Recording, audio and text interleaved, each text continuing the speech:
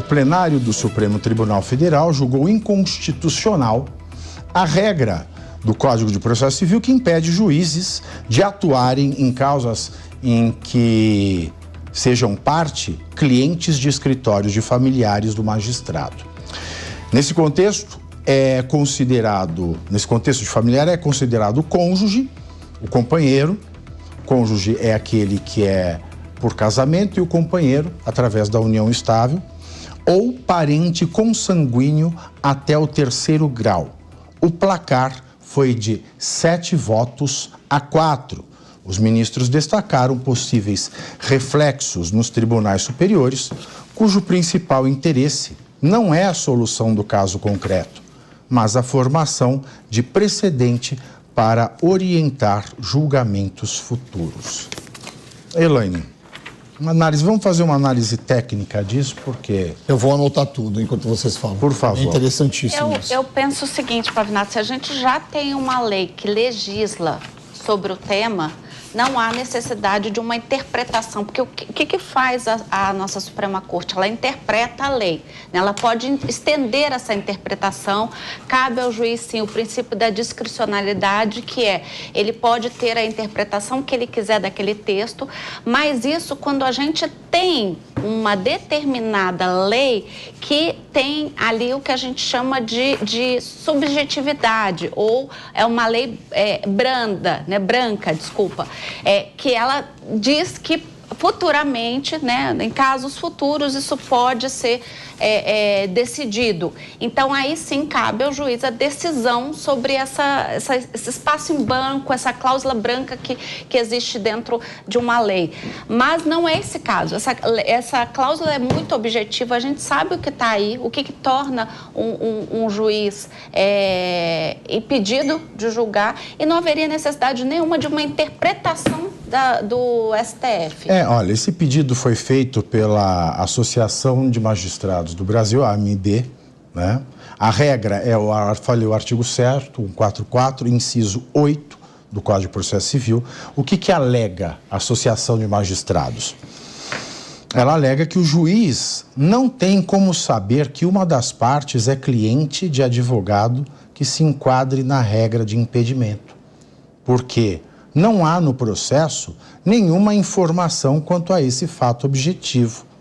É um impedimento que o juiz não pode sozinho verificar quando o processo lhe é submetido à conclusão para exame e julgamento. Mas não é a parte que... Não, tudo bem. Aí, se acontecer isso, que devem ser casos de exceção, aí ele foi induzido a erro e tudo bem.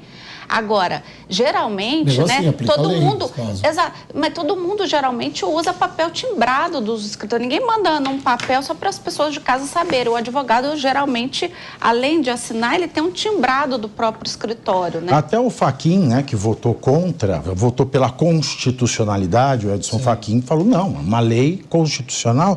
Ele disse o seguinte, nesse caso, cabe ao juiz e às partes cooperarem para a prestação da justiça íntegra. Sim. Né? O dispositivo distribui cargas de deveres não apenas ao juiz, mas também para o sujeito do processo. Ou seja, se a outra parte vê que o seu adversário é cliente, ele vai apresentar, é algo objetivo, é um documento. Mas isso foi considerado inconstitucional, senhores. Inconstitucional. Qual foi o parlamentar que falou que no Brasil até o passado é incerto? Foi o ex-ministro Pedro Malan. Pedro Malan. É isso, mas não dá, a gente não tem segurança nenhuma em relação a nada aqui no Brasil, né? Sim. Impressionante. E o inciso 8 do artigo 144, ele é muito, muito objetivo. Não ficou aqui nenhuma dúvida que coubesse interpretação ou qualquer tipo de elasticidade no entendimento. Então, desculpa, não faz o menor sentido, a gente cria uma insegurança jurídica. Ainda ontem, lá na minha aula de doutorado, nós falávamos sobre isso. O que a gente está vendo é, na verdade, uma insegurança jurídica. Né? Os amigos tudo, aos inimigos a letra dura da lei, né? Pois é, meus queridos, pois é. Enfim, nós temos aí essa notícia.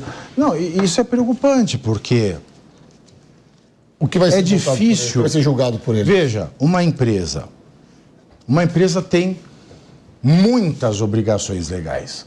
Mas muitas. Se ela é aberta ainda, demais. Existem deveres no direito brasileiro que são quase impossíveis de se obter.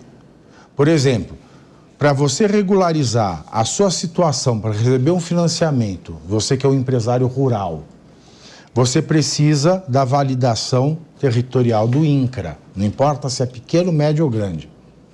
Às vezes, o INCRA, em algumas localidades, não tem o sistema adequado para fazer o georreferenciamento. Olha que absurdo. Aí você, que é o empresário, não consegue tocar a sua vida, porque a lei tem que ser cumprida. Agora, aqui uma lei plenamente exequível e todos os manuais de processo civil que eu consultei, todos os doutrinadores de direito processual civil que eu consultei, dizem que isso é plenamente exequível, porque basta a parte que se sentir prejudicada juntar, avisar, alertar o juiz. Sim. Não é que o juiz tem que adivinhar, mas é uma tarefa também da defesa de uma das partes do processo. Contrário, inclusive, bastante alertar, simples né? E essa didática ela é muito perversa para a população.